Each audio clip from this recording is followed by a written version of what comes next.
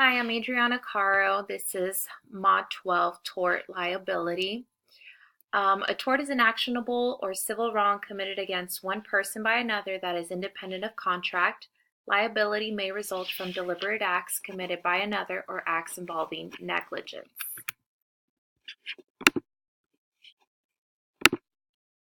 The first case that I found was Mitchell versus the Cedar Rapids Community School District. In this case, you had a mother of a special education student that was suing the school district for damages that the student sustained in an after-hours off-campus sexual assault by another special education student.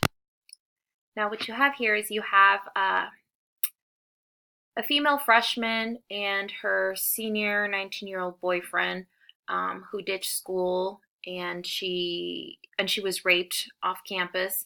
She told her mom about it later, so then the mom was suing the school district for being negligent in not supervising her, not calling her, letting her know that she was not in class.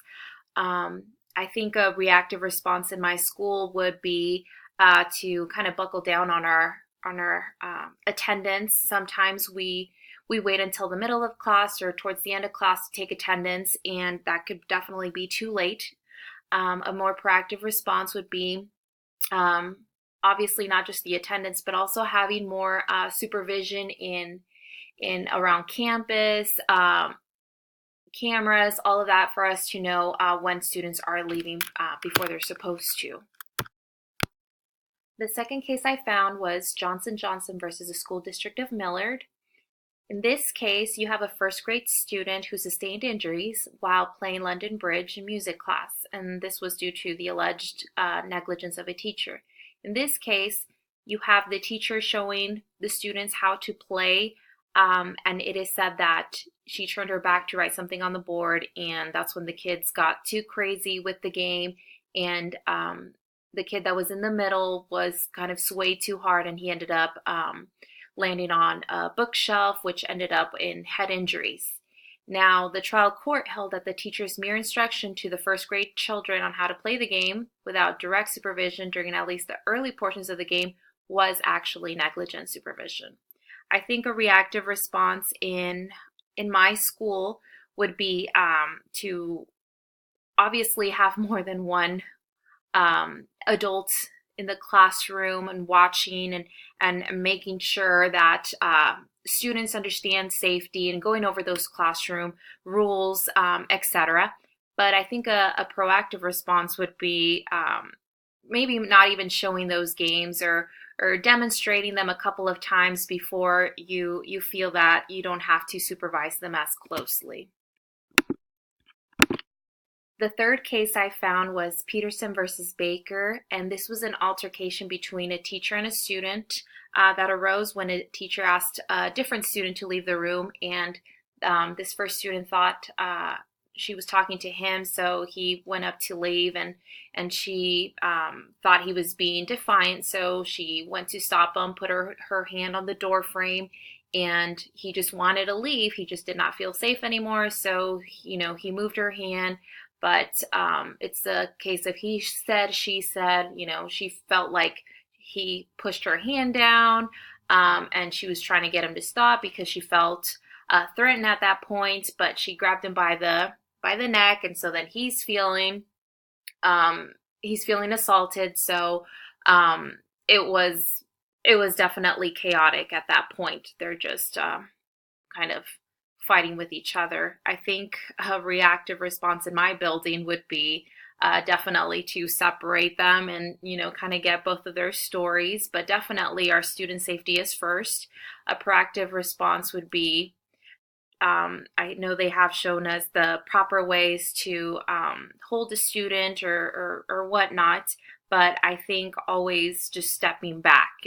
Teachers should really never ever touch a student unless they're going to go ahead and cause damage to themselves or to others. And in this case, it didn't seem like it would. This next case that I found was Leto versus the Board of Education of Caesar Rodney School District. In this case, you have Leto, who was an art teacher at the Star Hill Elementary School in Delaware, and he was there for 8 years. he ran into one of his old students as she was picking up her younger brother, and a sexual relationship just rose up. Um, at that time, she was 17 years old and was attending the high school in a different district, but still in Delaware.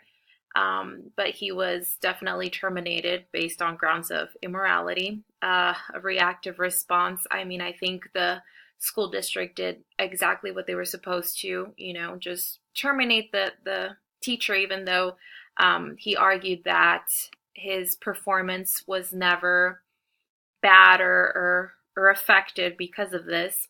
But and a more proactive response, I think, would be, sad to say, but remind students, how inappropriate this is, and what can rise of it. And then this last case that I found was Bratchek versus Millard School District. In this one, you have David, who was a ninth grade student. He was injured during a PE class, learning how to play golf. And a fellow student, Mark, struck him with the golf club, showing him how to swing it. And David was unconscious for about 2 days, and then died, never regaining consciousness. Now, they had the golf lesson, safety lessons that first day that David wasn't there. When he came back that second day is when they were taught swinging. Nobody ever, kind of filled him in on the safety lessons that he missed.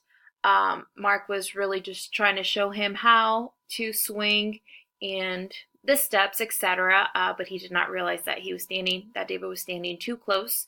I think a reactive response here would be just to make sure students are aware of all of the safety issues and the rules, etc. Having more posters would be a proactive response. I think with a PE class, there's too many students, and I think at this point there was maybe about 40 students for two teachers, and that just isn't enough when you're teaching something like this that could potentially go bad. Having a set of professional ethics is definitely beneficial because it could really help you prevent or anticipate these issues, and potentially even save student lives. And then finally, these are my resources.